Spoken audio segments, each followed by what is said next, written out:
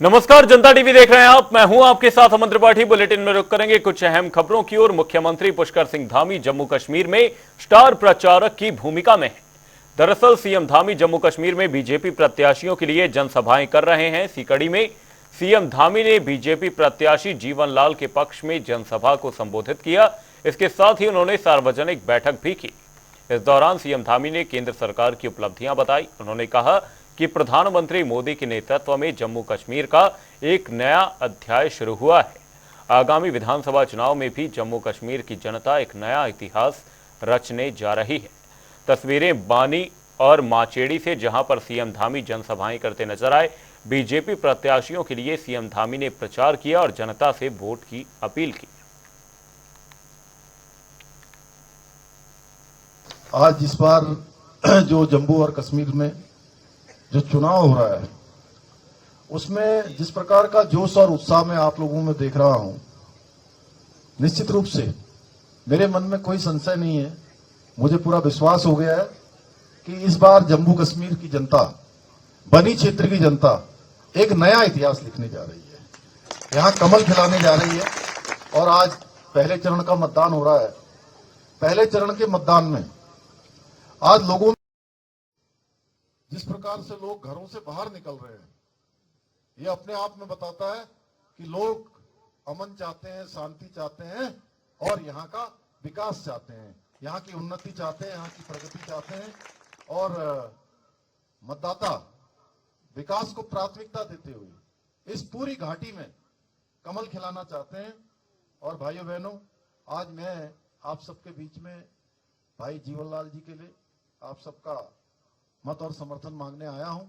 आप सभी जानते हैं जीवनलाल जी ने 2.5 साल तक आप सबके बीच में काम किया है विधायक के रूप में। कम समय था और कम समय में भी और उसके बाद भी लगातार आपके बीच में वो अपना काम करते रहते हैं, समर्पित होकर विकास के लिए काम करते हैं।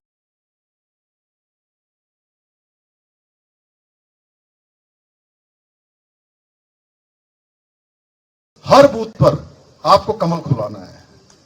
आपको यहां से आज एक शपथ लेकर जानी है, एक सौगंध लेकर जानी है, एक संकल्प लेकर जाना है कि आप सब यहां से। मुख्यमंत्री पुष्कर सिंह धामी ने क्रांतिकारी मदन लाल ढींगरा जी की जयंती पर एक्स पर पोस्ट कर श्रद्धांजलि दी है। इस दौरान सीएम धामी ने एक्स पर पोस्ट कर मदन लाल ढींगरा को श्रद्धांजलि दी है। मुख्यमंत्री पुष्कर सिंह धामी ने ट्वीट किया, महान स्वतंत्रता सेनानी अप्रतिम क्रांतिकारी मदन लाल ढींगरा जी की जयंती पर कोटिशः नमन। आपका अमर बलिदान समस्त देशवासियों में राष्ट्रभक्ति की अलख जगाता रहेगा।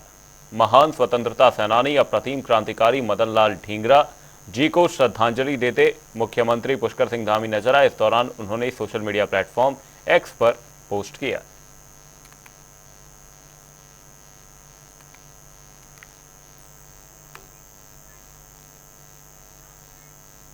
उत्तराखंड में बढ़ते आपराधिक मामलों को लेकर जहां पक्ष विपक्ष आमने सामने है, तो वहीं प्रदेश में आरोप प्रत्यारोप की राजनीति भी तेज हो गई है।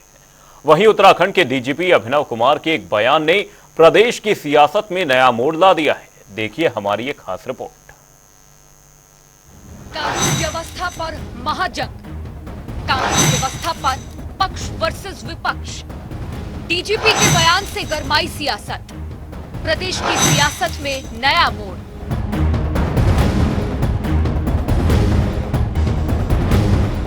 उत्तराखंड में बढ़ते आपराधिक मामलों को लेकर जहां पक्ष विपक्ष आमने सामने है, तो वहीं प्रदेश में आरोप प्रत्यारोप की राजनीति भी तेज हो गई है।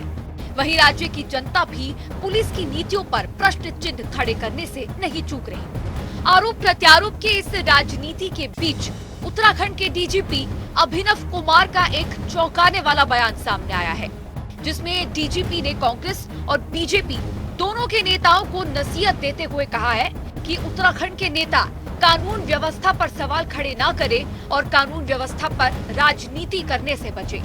आगे उन्होंने क्या कुछ कहा, सुनिए। और हमारे मतलब कुछ वरिष्ठ नेताओं द्वारा भी प्रदेश की कानून व्यवस्था और अपराध की स्थिति पे जो है चिंता भी प्रकट की गई थी, आलोचना भी की गई थी। और मैं उनसे भी यही आग्रह करूंगा कि ठीक है, उनकी चिंता प्रकट करना, उनका आलोचना प्रकट करना वो भी स्वाभाविक है, हम उसका सम्मान करते हैं, लेकिन उनसे भी आग्रह यही करूंगा कि थोड़ा अपनी पुलिस में, अपनी सरकार में आस्था भी रखें और विश्वास रखें कि उनकी जो चिंताएं हैं उनको भी हम दूर करने का लगातार प्रयास करेंगे। तो वहीं कांग्रेस इस बयान के बाद डीजीपी साहब पर तंज कसती हुई नजर आ रही है। इस दौरान पूर्व मुख्यमंत्री हरीश रावत ने चुटकी लेते हुए क्या कहा, ये भी सुनिए।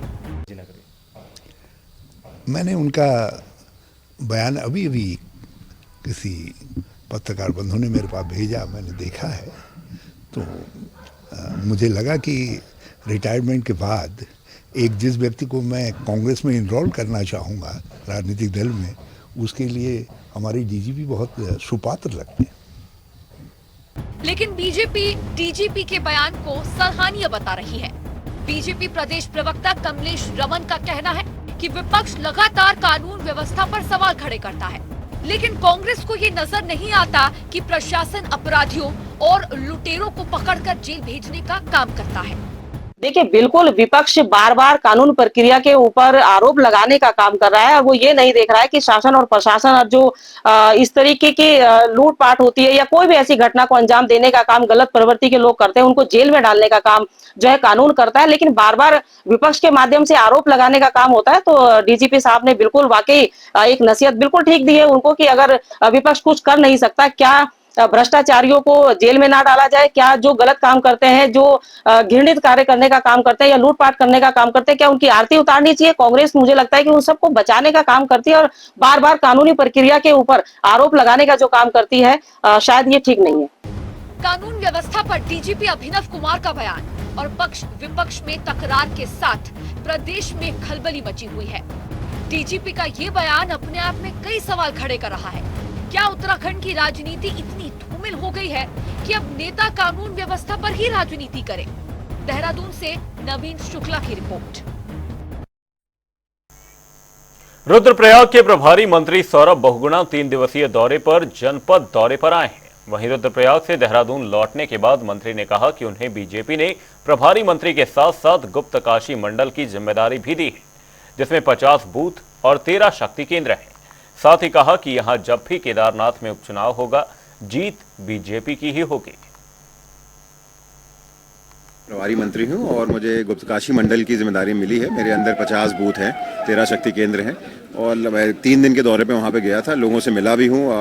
हमने जनप्रतिनिधियों के साथ भी बैठक करी है, वहाँ पे महिला समूहों के साथ भी बैठक करी है और अब अच्छा रुझान है। लोगों ने जो स्वर्गीय शैला रानी रावत जी ने अपने 2.5 साल में वहाँ पे कार्य किए हैं, जो पुष्कर सिंह धामी जी के नेतृत्व में रुद्रप्रयाग में और उत्तराखंड में काम हुए, और सबसे बड़ी बात जो माननीय प्रधानमंत्री जी ने केदारनाथ धाम के लिए लगातार पिछले 10 सालों में जो उन्होंने अपना योगदान दिया है, जो उन्होंने कायाकल्प करने में मदद करी है, लोग उसको मानते हैं, सराहते हैं और मुझे कहीं ना कहीं पूर्ण उम्मीद है कि जब भी ये बाई इलेक्शन घोषित होगा, हमारा जो भी कैंडिडेट होगा वो बहुत स्पष्ट बहुमत से रुद्रप्रयाग चुनाव जीतेगा। हल्द्वानी में अंकिता भंडारी की दूसरी बरसी के मौके पर कांग्रेस की ओर से मौन उपवास कर विरोध जताया गया। दरअसल कांग्रेस विधायक सुमित हृदयेश के नेतृत्व में मौन उपवास रखा गया, जिसमें सैकड़ों कार्यकर्ता सहित तमाम महिलाएं मौजूद रही। इस दौरान कांग्रेस विधायक सुमित हृदयेश ने कहा कि उत्तराखंड में महिलाएं और बेटियों की सुरक्षा राम भरोसे है। 2 साल पहले अंकिता भंडारी की हत्या हुई थी, लेकिन आज भी उसके असली गुनहगारों तक पुलिस नहीं पहुंच पाई है। प्रदेश में भ्रष्टाचार, अपराध, बलात्कार, महिलाओं के प्रति हिंसा, शोषण, लगातार समाज में हिंसा भारतीय जनता पार्टी के प्रशासन और शासन और इनके राज का प्रतीक बन चुकी है। ये लगातार जो संलिप्त हैं, चाहे हमारी बेटी बहन अंकिता भंडारी, जिसकी न्याय की गुहार के लिए आज यहाँ पे मौन उपवास रखा गया कांग्रेस के द्वारा, इसमें आपने देखा मातृशक्ति ने कितनी बढ़ चढ़ के हिस्सेदारी ली। ये दर्द हर घर का है, हर परिवार का है। बेटी बचाओ बेटी पढ़ाओ का नारा देने वाली ये सरकार, एक बेटी जो पढ़ के अपने कार्य पे गई, वहाँ पे जब अतिरिक्त सेवा उससे और गंदे कार्य करने को करा गया, जिसने मना कर दिया, उसको मार डाला, उसमें संलिप्त कौन है? भारतीय जनता पार्टी के लोग। रिजॉर्ट किनका? भारतीय जनता पार्टी के लोग। वीआईपी कौन है? ये जवाब देने को तैयार नहीं कोई सरकार। बुलडोजर रिजॉर्ट पे किसने चलाया? ये जवाब देने को सरकार तैयार नहीं। और तब से लेके हिंसा छोटी छोटी बच्चियों के साथ, बेटियों के साथ, हिमालयी राज्यों में ऐसा सबसे बुरा हाल उत्तराखंड का अपराध के मामले में बड़े दुख का विषय है।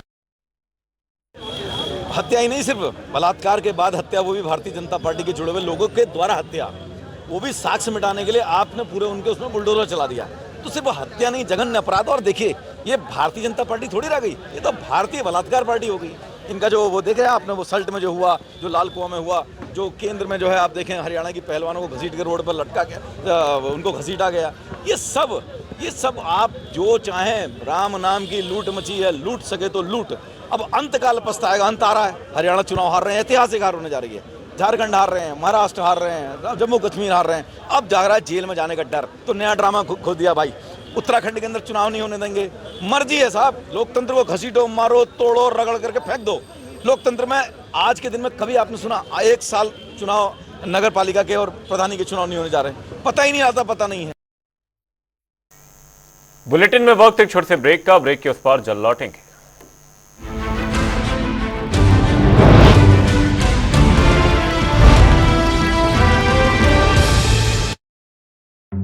आपको पता है, जब से हमने बीजेपी को वोट दिया, हरियाणा से बीमारियां फैलाने वाले 99.9% कीटाणुओं का खात्मा हुआ, जैसे कि भ्रष्टाचारी, अत्याचारी, जमीन के लुटेरे, बेटियों के दुश्मन इत्यादि। आगे भी ऐसे ही कीटाणुओं का सफाया करते रहेंगे नॉन स्टॉप विकास, बीजेपी पर विश्वास।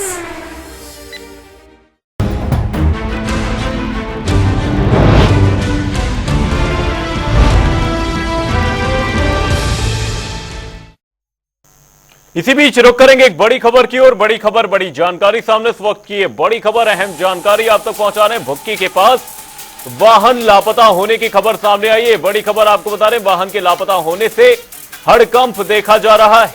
तलाश में एनडीआरएफ की टीम जुट गई है। ये बड़ी खबर, अहम जानकारी आप तक पहुंचा रहे हैं। गंगा भागीरथी में तलाश जारी है। भुक्की के पास वाहन लापता हो गया। ये बड़ी खबर, बड़ी जानकारी आप तक पहुंचा रहे हैं। और लापता वाहन की तलाश तेज कर दी गई है। तलाश में एनडीआरएफ की टीम जुटी हुई है। गंगा भागीरथी में फिलहाल वाहन की तलाश चल रही है। ये बड़ी खबर, बड़ी जानकारी उत्तरकाशी से आपको बता दें, जहां भुक्की के पास वाहन के लापता होने की खबर सामने आई। वाहन के लापता होने से हड़कंप देखा जा रहा है। वहीं एनडीआरएफ की टीम फिलहाल तलाश में जुट गई है। गंगा भागीरथी में वाहन की तलाश चल रही है। ये बड़ी खबर, अहम जानकारी आप तक पहुंचा रहे हैं। भुक्की के पास वाहन लापता हो गया। वाहन के लापता होने से हड़कंप का माहौल देखा जा रहा है। वहीं साथ ही आपको बता दें, एनडीआरएफ की टीम फिलहाल तलाश में जुटी हुई है। गंगा भागीरथी में फिलहाल तलाश तेज है। भुक्की के पास वाहन लापता हुआ। उत्तरकाशी से ये बड़ी खबर, अहम जानकारी आप तक पहुंचा रहे हैं। वाहन के लापता होने से हड़कंप मच गया है। वहीं एनडीआरएफ की टीम तलाश में जुटी हुई है। गंगा भागीरथी में वाहन की तलाश तेज कर दी गई। ये बड़ी खबर, अहम जानकारी। भुक्की के पास वाहन लापता हो गया। वाहन के लापता होने से हड़कंप मच गया। फिलहाल एनडीआरएफ की टीम वाहन की तलाश में जुट गई। गंगा भागीरथी में फिलहाल वाहन की तलाश तेज कर दी गई है। भुक्की के पास वाहन लापता हुआ, जिसके बाद से इलाके में हड़कंप का माहौल देखा जा रहा। वाहन के लापता होते ही हड़कंप मच गया। तलाश में एनडीआरएफ की टीम फिलहाल जुटी हुई है। गंगा भागीरथी में वाहन की तलाश फिलहाल तेज कर दी गई। ये बड़ी खबर, अहम जानकारी आप तक पहुंचा रहे। वाहन के लापता होने से हड़कंप मच गया है। पंचांग के अनुसार 17 सितंबर से पितृपक्ष की शुरुआत हो चुकी है। पितृपक्ष को आम बोलचाल की भाषा में कनागत भी कहते हैं और इस दौरान 15 दिनों तक पितरों यानी अपने उन पूर्वजों का श्राद्ध कर्म किया जाता है। मान्यता है कि यमराज 15 दिनों के लिए पितरों की आत्मा को मुक्त करते हैं और इसलिए पितृपक्ष 15 दिन बहुत खास होते हैं। यदि इस दौरान विधि विधान से पितरों का तर्पण किया जाए तो वह प्रसन्न होकर अपने लोक चले जाते हैं। कल से पितृपक्ष की शुरुआत हो चुकी है और ये दिन जो है विशेषकर जो पूर्वज हैं, पितृ हैं, उनको समर्पित किए जाते हैं। 16 दिन पितृपक्ष के माने जाते हैं और पितृपक्ष में ही जो तर्पण की विधि है, जो तर्पण होता है बुजुर्गों का, पितरों का, अपने पितरों का आह्वान किया जाता है, उनको उनकी सेवा भावना जो भी उनको समर्पित की जाती है वो इसी पितृपक्ष में की जाती है। खासकर पितृपक्ष में जो हमारे घरों के बुजुर्ग हैं उन्हें याद किया जाता है। उनकी सम्मान में, उनकी सेवा के लिए जो भी तर्पण की विधि है, जो उनकी प्रमुख चीज़ें हैं, चाहे दान पुण्य आदि का जो काम होता है, जो ब्राह्मणों को दान देने की प्रक्रिया होती है, वो पितृपक्ष में ही की जाती है। खासकर श्राद्ध का एक अपना एक अलग महत्व है। श्राद्ध पितरों को याद किया जाता है श्राद्ध में, और श्राद्ध में पितरों के द्वारा दी गई सीख को दोहराया जाता है, उन्हें याद किया जाता है। और साथ ही साथ श्राद्ध की अगर बात करें तो मुख्यतः उत्तराखंड में पितृपक्ष का एक अलग ही महत्व होता है। और ख़ासकर हरिद्वार एक ऐसा स्थल है जहां पर पितरों की आत्मा शांति के लिए पितृ श्राद्ध किया जाता है। और पिंडदान और पितृ श्राद्ध से जुड़ी तमाम जो क्रियाएं हैं वो खासकर हरिद्वार में ही, क्योंकि हरिद्वार एक मुक्ति धाम के तौर पर भी हरिद्वार को देखा जाता है और गंगा की पावन स्थली है। और गंगा में कई लोग जो हैं अपने पितृपक्ष में ही अस्थि विसर्जन या फिर पितरों के श्राद्ध के लिए भी हरिद्वार की तरफ रुख करते हैं। और हरिद्वार के घाटों पर खासकर पितृपक्ष को लेके एक विशेष तैयारी का भी आयोजन किया जाता है। विशेष तौर पर जो वहाँ के स्थानीय पंडित हैं, जो लोग हैं, वो पितृपक्ष को लेके खासे तैयारी करके रखते हैं। और दूर दराज से आए हुए लोग जो शायद वो अपने 2 पीढ़ी 3 पीढ़ी 4 पीढ़ी के जो पितृ हैं उनको याद करते हैं, उनकी याद में वहाँ दान दक्षिणा की जाती है और पूजा पाठ जिसे हम श्राद्ध कहते हैं वो वहाँ कराया जाता है। तो ये वर्षों से चली आ रही परंपरा है जो पितृपक्ष में अपने पितरों को याद किया जाता है और उनके प्रति सम्मान व्यक्त किया जाता है। जनता टीवी के लिए संजय प्रसाद, हल्द्वानी से। मुख्यमंत्री पुष्कर सिंह धामी ने राज्य के बिजली उपभोक्ताओं को बड़ी राहत दी है। अब 100 यूनिट बिजली खर्च करने वाले उपभोक्ताओं को 50% सब्सिडी दी जाएगी, जबकि उच्च हिमालय क्षेत्र में यह मानक 200 यूनिट तक रहेगा। 1 किलोवाट तक विद्युत भार वाले उपभोक्ता इस सुविधा के पात्र नहीं होंगे। वहीं इस योजना से प्रदेश के लगभग 12 लाख उपभोक्ता लाभान्वित होंगे। वहीं कांग्रेस प्रदेश प्रवक्ता गरिमा दसौनी ने मुख्यमंत्री की इस राहत को बेबुनियाद बताया और कहा कि 100 यूनिट से नागरिकों को कहीं से कहीं कोई राहत नहीं मिलती है। ये वाली बात हो गई जैसे इंसान को पूरा मार दो उसके बाद थोड़ी राहत दे दो। जब से भारतीय जनता पार्टी की सरकार यहाँ काबिज हुई है, लगातार 8 से 9 बार बिजली के दामों में बढ़ोतरी हो गई है और तो और पानी को भी नहीं छोड़ा है। तो कहीं ना कहीं एक तरफ महंगाई की मार है, दूसरी तरफ बेरोजगारी की मार है। आम जनता की जेब लगातार ढीली करने का जो प्रयास इन्होंने पिछले 3-4 सालों में अपने किया है। लेकिन अगर हम बात करें 100 यूनिट बिजली पर आधा बिल देने की, तो मैकेनिज्म कहाँ है मेरी सरकार? मैं सरकार से पूछना चाहती हूँ कि एक आदमी ट्रैक कैसे रखेगा, आपका उपभोक्ता इस बात का ट्रैक कैसे रखेगा कि उसने कितनी यूनिट बिजली खर्च करी है? पहले तो वो मैकेनिज्म आपको तैयार करना पड़ेगा, एक सिस्टम तैयार करना पड़ेगा जिसके तहत ये ट्रैकिंग हो पाए कि कौन सा घर कितनी बिजली यूज कर रहा है। मुख्यमंत्री कैंप कार्यालय में कैबिनेट मंत्री सौरभ बहुगुणा, विधायक शिव अरोड़ा के नेतृत्व में बंगाली समुदाय के लोगों ने सीएम धामी से मुलाकात की। इस दौरान उन्होंने मुख्यमंत्री धामी के समक्ष अपनी समस्याएं रखी। साथ ही बंगाली समुदाय के सदस्यों को जारी किए जाने वाले जाति प्रमाण पत्रों से पूर्वी पाकिस्तान शब्द हटाए जाने के लिए सीएम धामी का आभार भी जताया। वहीं मुलाकात के बाद सीएम धामी ने कहा कि बंगाली समुदाय के लोगों की ओर से जो समस्याएं रखी गई हैं उन पर विचार कर उचित समाधान करने के प्रयास किए जाएंगे।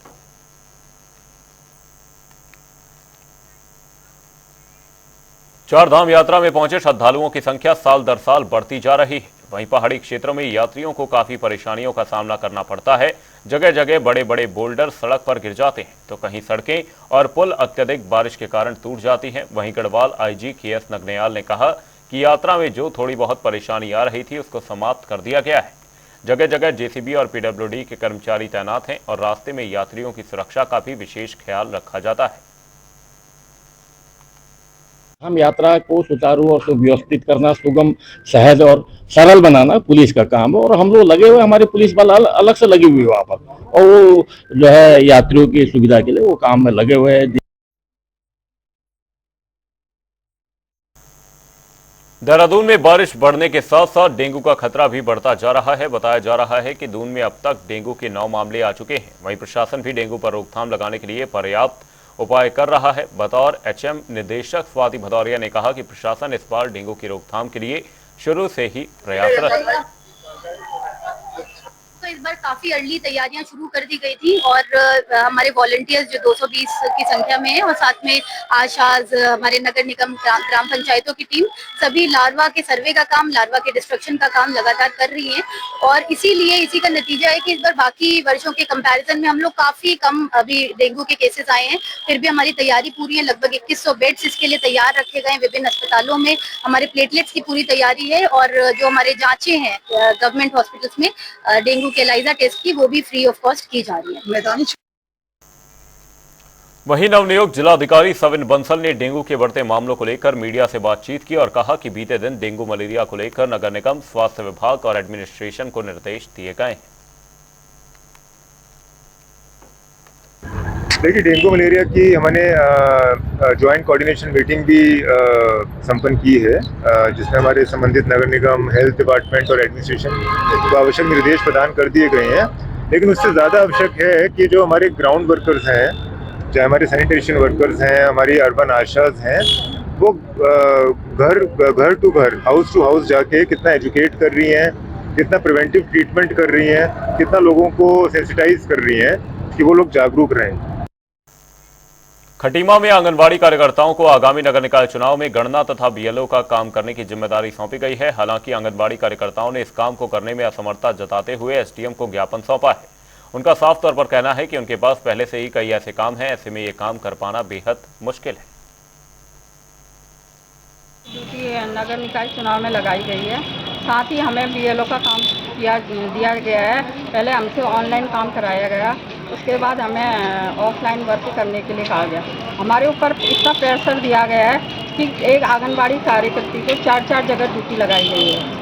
और साथ में आंगनबाड़ी कार्यकर्तियों के, मैं अपनी बात बताती हूँ, मेरे सेंटर में हेल्पर भी नहीं है। एक आंगनबाड़ी कार्यकर्ती 4 जगह ड्यूटी कैसे कर सकती है? इसी के संबंध में हम आज जिला अधिकारी महोदय के वहाँ पर अपना विज्ञापन देने आए हैं कि हम नगर निकाय चुनाव की ड्यूटी नहीं करेंगे। और विकास नगर में रुद्र सेना के अध्यक्ष राकेश उत्तराखंडी ने प्रेस वार्ता करते हुए तहसील प्रशासन पर गंभीर आरोप लगाए हैं। उन्होंने कहा कि यहां दान पात्र की भूमि दिखाकर फर्जी दस्तावेज तैयार कर करोड़ों रुपए की चोरी की गई। साथ ही कहा कि इस मामले में कड़ी कार्रवाई की जानी चाहिए।